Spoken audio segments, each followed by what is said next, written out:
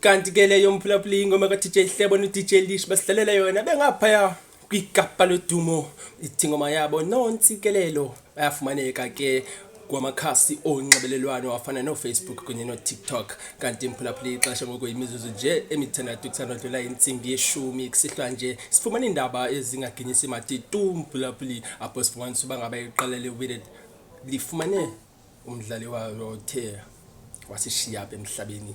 Kanti lo mdlalo wama ngegama lengoOsama Falowo bethe wangena kwingozi yemoto apho uthe akakwazi ulenza ixesha uye wahlala esibedlele okwethutyana ezama ulala ubomi bakhe kodwa uye wahluleka ngomazwi ke mphulaphula insana wathulula ndithi kube Xhosa kube hele kwabantu bakokwabo bazame manje ukujongana nalenhlungu into leyo besingayilindelanga. Siyathemba kodwa ke uba ngaba lenhlungu ayizoliphazamisa iqalelo Wydad elizathi lijongane neMamelodi Sundowns kumdlalo wamagqibela kaNqoyi wendebe yeAfrican Football League. Kanti mphulaphula udlulela kodwa sisela kule ndebe inye sifumanisa uba ngaba umhlaba ezawuthi udlalwe ngawo umlenze wesibini phakathi kweWydad Athletic noMamelodi Sundowns uthe watshintshwa.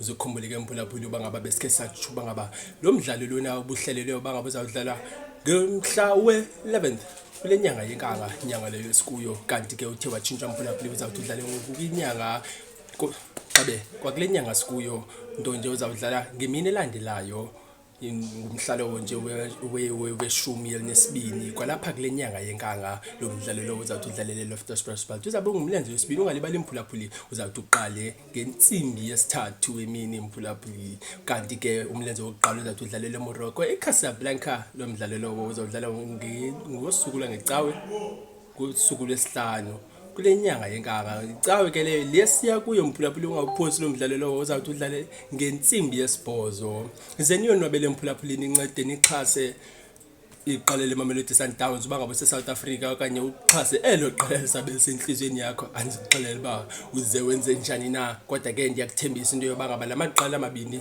azawuthi ayobeka inhliziyo zabo mphulaphula bazishiye pha kulamabala azawuthi edlala kubo bakaloku ibhola nje yokonwabisa kumdlalo nje mphulaphula omandi ngendlela ngommangaliso ngendlela nje engakholelekiyo mphulaphula.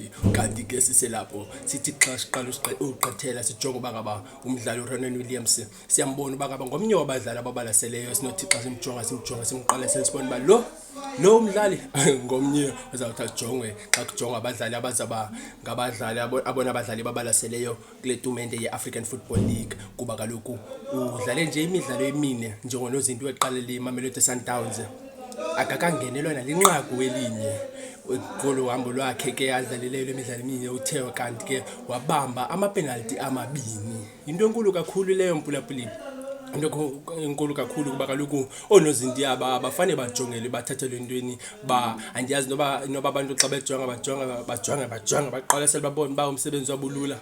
Kodwa ngohlobo esibona ngalo uyabona bana kula mdlalo bethe bayidlala neAl Ahly uyawa ngumdlalo obalaseleyo nangona besenza impazamo kodwa ke kwayeza impazamo zakhe besazama uba ngaba azame ba iteam yakhe ingabethakali esekhona.